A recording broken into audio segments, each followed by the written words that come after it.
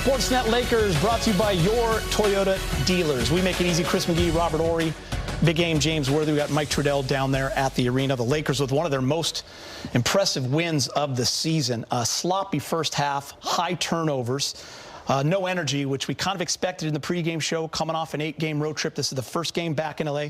You lose Luka Doncic, and you had no answer for Joel Embiid. But then about halfway through that third quarter, James, there was a shift, and that shift came on the defensive end. And the role players in the bench led the way. 61 points. So much fun at the end of that game. And the top story, AR is back. Big game.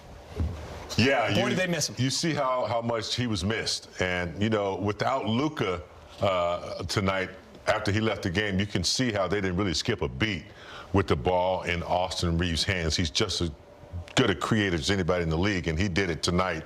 He led the team. But I thought, for me, the game ball goes to Max Kleber. You know, he had a plus 23, you know, in the plus minus. He came in and really gave them a nice punch, some rebounds, some nice passes, just the effort. And I think it was contagious. But Austin Reaves, for sure, you know, he led the way in the last 2 quarters. But I just thought the energy, the defense was sticky in the latter part of the half, and they were able to pull it off.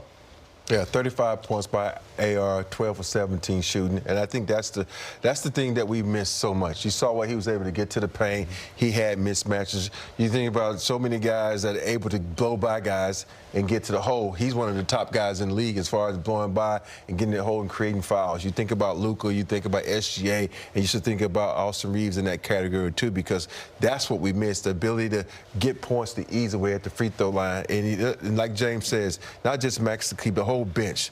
The whole bench. We talk so much about bench scoring, but if you look at the starters, all negative. You look at the bench, all positive. That's a sign that they came in and helped you through this crisis, because you think about how, you know, LeBron and Luka were turning over in the first half. The bench came in and stabilized the whole game. Really sloppy first half, too. And it wasn't like the 76ers were shooting the ball very well. They couldn't hit threes either. But when they would attack, there was no rotating, there was no helping, and the Lakers just looked like it was going to be one of those nights where it was going to take them a long time to get going. Then you lose Luka, so kind of the wind comes out of the arena there. And then Austin Reaves, guys, I mean, what a job stepping up. 25 minutes, still on a minutes restriction. He had 35 points, 5 for 8 and 12 of 17. Also added 6 rebounds and 2 assists. But James, he had that look back, that swag, that feel when he's so confident. He knows he can get to the line. He knows he can get by a guy. But when he's hitting the 3-ball also, that's when he's in that 30-ball range. Yeah, he's been out a little over a month or so, I think, and it doesn't look like he skipped a beat. You know, it doesn't matter what defense you throw at him. If you're not doubling him or blitzing him or getting it out of his hands, it doesn't matter. He finds a way to get an angle on you. He finds a way to get to a certain spot. He's very crafty. If you're too close to him, he's going to draw a foul and get a potential +1. When I think of, you know, what Luka provides for us, when he has the ball in his hand, I see Austin Reaves doing just as well, or, you know, just as good as, because he draws fouls. And, you know, Rob pointed out his percentage, what he does. What was it? I can't see. I don't have my glasses on. 17. Huh? 12 for 17. 12 for 17. You know, and he assists. You know, he was the difference, and he has been the difference, you know, since he's been out. You know, I think he was saying the highest scoring backcourt in the NBA when Luka and him on the floor. That's incredible. Before AR got hurt. Yeah, and that's incredible. And you think now that he's back and he did this on a minutes restriction, there's so many things that come into play when it comes to Austin Reaves. It goes to show you his intelligence / IQ on how he's able to control a game, his ability to get guys involved, his way he can take over the game. The way he played this game was like, you know, he should have been a conductor. He kind of just orchestrated what was happening on the court. And I think for me, when he hit that 3, with the shot clock running down, that's when, you know, we always talk about chipping off the rust. That was that last chip, and all the rust is gone. Like you said, James, AR is back. You know, guys, really, you got to give love to the others, as Shaq would call them. I mean, Jake LaRavia, big minutes. Marcus Smart, defensively changing the game. But then you look at the bench. Rui with the offense and the defense. Vando, what he was doing offensively, defensively. And then Maxi Kleber, who James mentioned, plus 23. All those guys were in the plus 20s.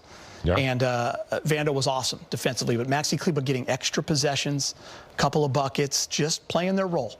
thriving, changing the game and impacting the game, James, on the defensive end, which led to great offense. It's funny how bench players, they know their roles. They know they're not the superstars. They know they're not getting shots. So they usually play the game like you want them to play it. And that's why they get those high plus minus versus the starters who sometimes don't come out that way. But it was a nice blend tonight, especially in the second half. The starters got going, and then the bench players came in and just put the icing on the cake with the effort they had. So, and they're going to need that, Gita. We talked about this pregame. This is a critical time, and they started out with a good win and a good second half, a good connection with the team after a long road trip. Good win. Rob, we were watching the game, and there was no answer for Embiid. He was just having one of those nights. He had 30 midway through the third quarter. He only had 5 the rest of the way. They did a good job on Maxey as well, but what did you see in that kind of a shift? When you watch, the thing is, we talked about this, he was so comfortable in those first 3 quarters. He had space. You remember the one shot he was able to make, and then I think they looked at the film at halftime and said, okay, make him uncomfortable. Get up in it, because that's what he depends on so much. He depends on you to give him that space, and he uses his length to draw fouls and go to the free throw line or get you off him and shoot that little jumper. Right there, you see how, Les Reaves was up on him and was able to poke it loose. It was one of those possessions where Les Reaves got him on it. I was a little disappointed in the refs that they gave him a foul when he bumped into him. But you got to make players uncomfortable. Embiid anticipates you to be scared of him. You can't be afraid of no man on this court. Get up in him and make him uncomfortable, and I was very proud of how the Lakers defense in the second half made him uncomfortable. In big game, 42-28 rebounding edge. We knew no Jackson Hayes. We talked about the team rebounding, how important that would be. We saw in a couple of those road trip games where the Lakers didn't get it done. It was a lot of second possessions for Cleveland and for the New York Knicks. Tonight, that was not the case. Lakers did a good job crashing the boards on both ends. Collective effort. I think Reaves has 5 or 6 rebounds. When you have guards who are getting back in there and getting some of those long rebounds, it's going to work. And this team, they're going to have to rebound collectively, because you can't depend on Ayton, Hayes. LeBron's not going to be your monster rebounder.